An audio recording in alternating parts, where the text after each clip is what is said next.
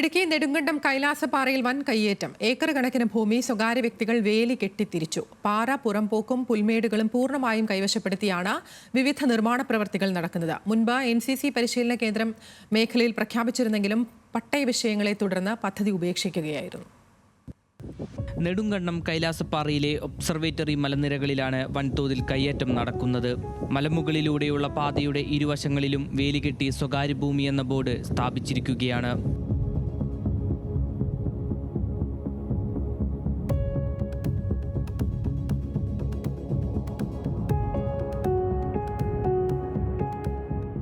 അതിമനോഹരമായ മലനിരകളും അതിവിശാലമായ ആകാശക്കാഴ്ചയും ലഭിക്കുന്ന മേഖലയാണ് കൈലാസപ്പാറ.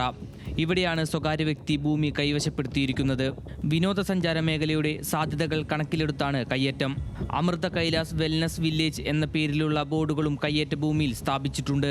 മുൻപ് കൈലാസപ്പാറയിൽ NCC കേഡറ്റുകൾക്ക് പരിശീലന കേന്ദ്രം ആരംഭിക്കാൻ പദ്ധതിയിട്ടിരുന്നു. എന്നാൽ ഭൂമിയുടെ പട്ടയവുമായി ബന്ധപ്പെട്ട വിഷയങ്ങളെ തുടർന്ന് പദ്ധതി ഉപേക്ഷിക്കുകയായിരുന്നു. NCCക്കായി കണ്ടെത്തിയ ഭൂമിയും ചുറ്റുമുള്ള ഏക്കർ കണക്കിന് സ്ഥലവുമാണ് ഇപ്പോൾ വേലികെട്ടി തിരിച്ചിരിക്കുന്നത്. ഈ സ്ഥലം ഇപ്പോൾ റവന്യൂ വകുപ്പിൻ്റെ കൈവശത്തിലിരിക്കുകയുമാണ്.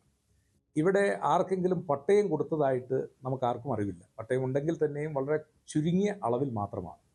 ഇപ്പോൾ ടൂറിസത്തിൻ്റെ മറവിൽ വ്യാപകമായ രീതിയിൽ ഈ ഭൂമി കയ്യേറി വേലി നിർമ്മിച്ച് ചിലരൊക്കെ ഇത് കരസ്ഥമാക്കിയിരിക്കുകയാണ്. അതിർത്തിയിൽ സൈന്യം വേലി നിർമ്മിക്കുന്നത് പോലെയാണ് റോഡിന് ഇരുവശവും കെട്ടി അടച്ച്. നിരവധി വിനോദസഞ്ചാരികൾ എത്തുന്ന പ്രദേശം കൂടിയാണ് കൈലാസപ്പാറ. എന്നാൽ പുൽമേടുകളിലേക്കും വ്യൂ പോയിന്റുകളിലേക്കും സഞ്ചാരികൾക്ക് പ്രവേശിക്കാൻ കഴിയാത്ത രീതിയിലാണ് കയ്യേറ്റക്കാർ വേലി സ്ഥാപിച്ചിരിക്കുന്നത്.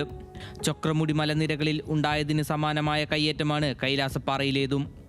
അതേസമയം ഉടുമ്പൻചോല താലൂക്ക് ആസ്ഥാനം സ്ഥിതി ചെയ്യുന്ന നെടുങ്കണ്ടം ടൗണിനോട് ചേർന്ന് വൻ കയ്യേറ്റം നടന്നിട്ടും റവന്യൂ വകുപ്പ് യാതൊരു നടപടിയും സ്വീകരിച്ചിട്ടില്ലെന്ന ആക്ഷേപവും ഉയരുന്നുണ്ട്.